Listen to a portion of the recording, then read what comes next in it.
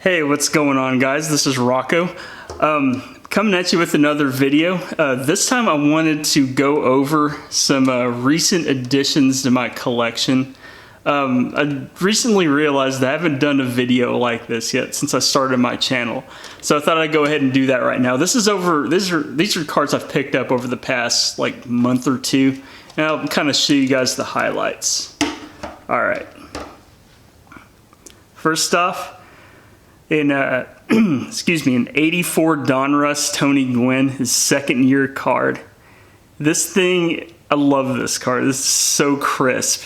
I don't know if you can see those corners and edges.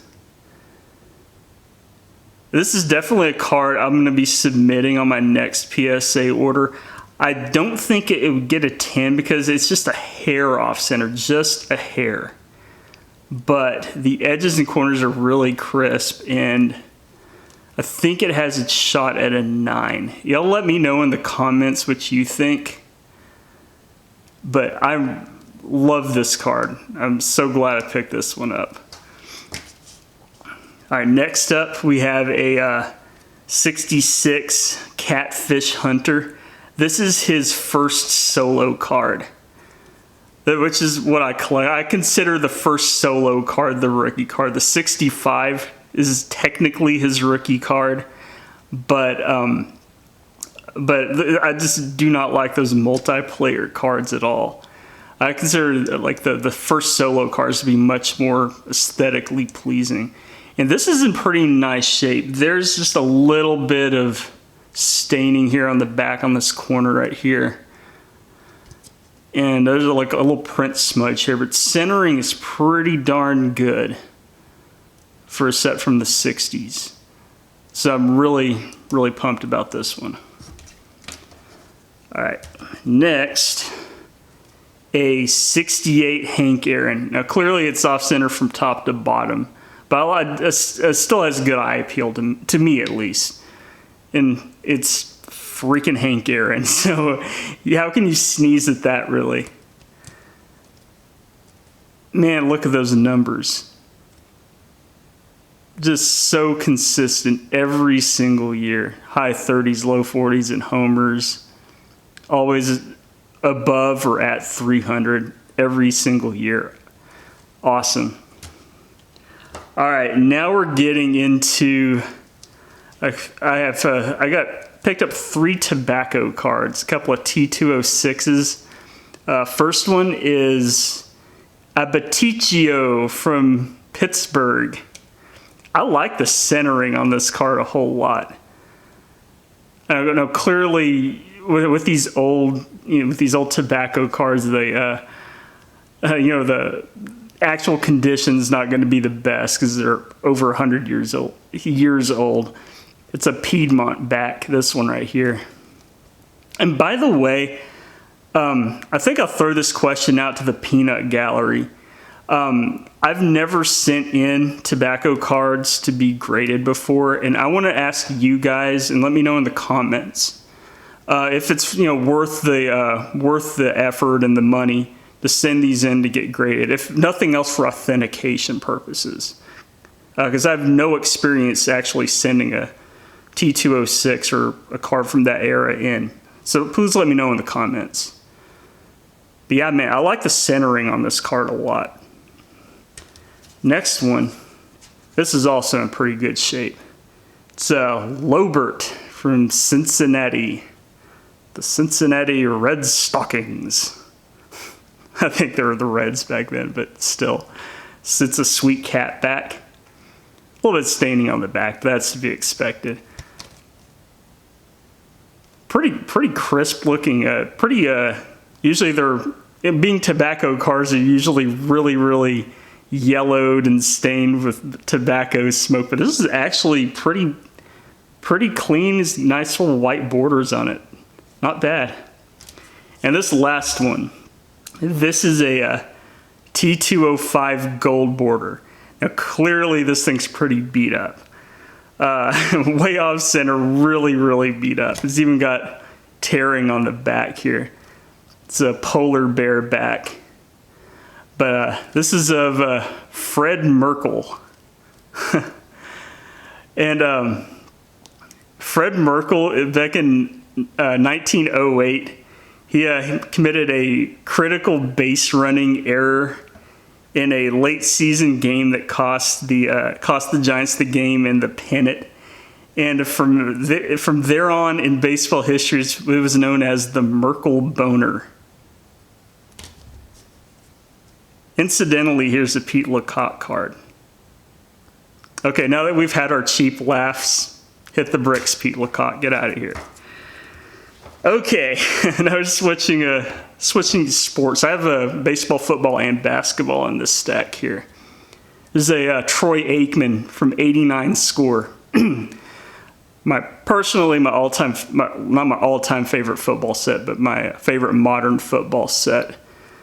Very crisp Aikman rookie. Little off center from left to right, but the edges and corners are really, really crisp. I think this is definitely worth a shot at sending in, which I will be doing at some point once I get enough cards to get a bulk order going. Troy Aikman, one of my favorites growing up. I'm a Texan after all. I don't really follow football anymore. I haven't since probably the mid '90s, probably late '90s. I don't really watch football anymore, but I still get nostalgic for the game from when I was a kid. I still want to collect all the Hall of Fame rookie cards. An '89 score football, that's the set to do it. This set, if you want Hall of Fame football rookie cards, this set is pure filth. For example, here's the Thurman Thomas rookie. Also pretty crisp card. Good centering. His rookie year is actually '88. As you can tell, he has stats from '88, but he didn't have a card until '89. This is kind of on the borderline between me sending it in or not sending it in. Also, it's just another rookie. It's probably not worth sending in, but here's an Andre Rison rookie card. He was just a really good receiver for a lot of years for the Falcons. And I think later on who was it? The Ravens, I think. But, I mean, this card's not really worth much above a comment. It's not worth sending into PSA. I just wanted to show you guys. Andre Rison as a Colt. Here's a Hall of Famer right here, Rod Woodson. Defensive players really don't move any hobby value at all, but still, yet another example of the sick rookie class from 1989 in football. All right, now we're getting into some basketball here. First off, there's a couple of commons from 75 Tops basketball. I love the look of this set. It's so awesome. There's so much to unpack in this card. One, goofy white dude wearing short shorts. Two, getting his pose as a set shot. And three, the awesome ABA basketball. Gotta love it, man. Really, really awesome card. And also, another common from the set. This one is it is crisp. This is one, I might have to check the pop report on. Dwight Jones. This is a common player, but I might have to check the pop report on it because this card is super clean and crisp. If that's a low pop, I might try sending it in. And a little off in the back, and a little, I don't know, like a little printing smudge right there. So I don't know if it might be worth sending in, but still, really good looking card. Love 75 basketball. All right, here's some 87 Fleer basketball. Here's Akeem Olajuwon before he added the H. When you have a Olajuwon card before he added the H, you really have something. Yeah, this is a little off center, but still, I mean, A second-year Hakeem Olajuwon card. Awesome. And also, there's another Hall of Famer. Dennis Johnson. It's a low-end Hall of Famer, granted. But him being a Hall of Famer, combined with him being a Celtic at this time, makes it very collectible. And look at the condition of it. Good centering for this set. So this is one kind of on the border. I might, if I'm trying to, add a few more cards. If I'm feeling good about sending this in when I'm putting a bulk order together, I might consider it. But yeah, pretty awesome. One of the greatest defensive guards of all time. There's another old school Celtic. This is 81 tops. It's tiny Nate Archibald. Love this card. That's an awesome picture. In full-on perfect shooting form. Tiny Nate Archibald. Another Hall of Famer. Just a great looking card. And finally, Larry Legend from 86 Fleer. I mean, 86 Fleer is such an iconic set, and to have one of the greatest players of all time, if not the Jordan, still one of the greatest players of all time from that iconic set is pretty cool. So I don't know if I'm going to send this one in. I don't think I am. This is because of the centering so bad on it, and the corners are a little iffy.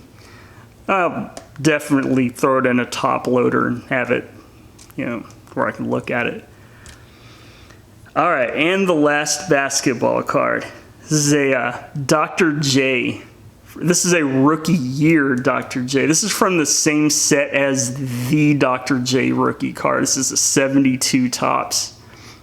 This is the ABA All-Star card. It's one of the high numbered cards in this set. One of my wish list cards is the Dr. J rookie card. With just a regular base, non-all-star actual rookie card. But this is from the same set, which is pretty cool. Very off-center, and it's got a little bit of, I don't know what that is, like printing line at the bottom. So I'm not going to send it in. But, still, a rookie year Dr. J, hell yeah. All right. Now I remember back in the day when I was collecting as a teenager, this card ranged between 20 and 30 bucks. The Michael Jordan SP1 91 Upper Deck. This was a very hot card back in the day. The corner, I bought this off of COMC, and even with their close-up scans, it's, combined with this white border, it's very difficult to see imperfections. The corner right here, I don't even know if y'all can see that. If my camera will focus on it, I don't think it will. But even, even with COMC's close-up zoom, hard to see imperfections on this card, and the corner is just a little dinged here. I don't know if this is PSA worthy. If I'm feeling like it, I might throw it in a bulk order or something if I'm in the mood. But still, great looking card. Centering's really good on the front too. And this is the Jim Thome from the minor league Diamond Skills. I think this is the same set as the Pedro Martinez rookie card, his true actual rookie card, final edition. But this is one I'm going to send in because it's very, very nice. Corners are very solid on it, very razor sharp. So I think I'm going to send this one in. All right, now some vintage. This is a 58 Topps Curt Flood rookie card. I mean, Curt Flood, very, very unsung player. He was, okay, first off, this guy's portrait should be in every modern professional athlete's house. There should be a giant portrait of him up on their walls in their house. Because the sacrifice he made, you know, to get, to have more freedom, and you know, setting up the players union. Eventually, he started the process. His career ended when he started to make a stink about being traded without being consulted, and that kind of started the floodgate. So there should be a portrait of this man in every modern professional athlete's house. But he was a great player, like 300 hitter every year, pretty much. Either the best defensive center fielder or second best, debatable with Willie Mays in the game. Gold Glove winner almost every year. Stole bases, had a little bit of pop. He was just a great player. So Curt Flood rookie card, and it's in great shape too. I'm definitely going to get this graded. Really crisp looking for a 58. All right. We have a 59 Orlando Cepeda. Even though it's off center, I really like the way the edges and corners look on this card a lot.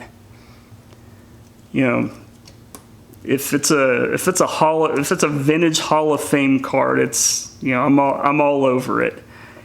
You know, I'm a centering guy. The centering does bug me, but edges and corners are pretty nice on it. Let's see, this might be a second year card. Y'all have to I might have to look it up, or y'all will let me know in the comments if this is his second year card. And here's a Richie Ashburn, another Hall of Famer, from 59 Topps. Richie Ashburn. Solid hitter too. 300s every year. Career 315 at this time. Wow. All right. And now my dude, Roberto Clemente, 1963 Fleer. Now, obviously it's pretty beat up. Those corners are pretty rough on the bottom. Let me move these so they'll focus better.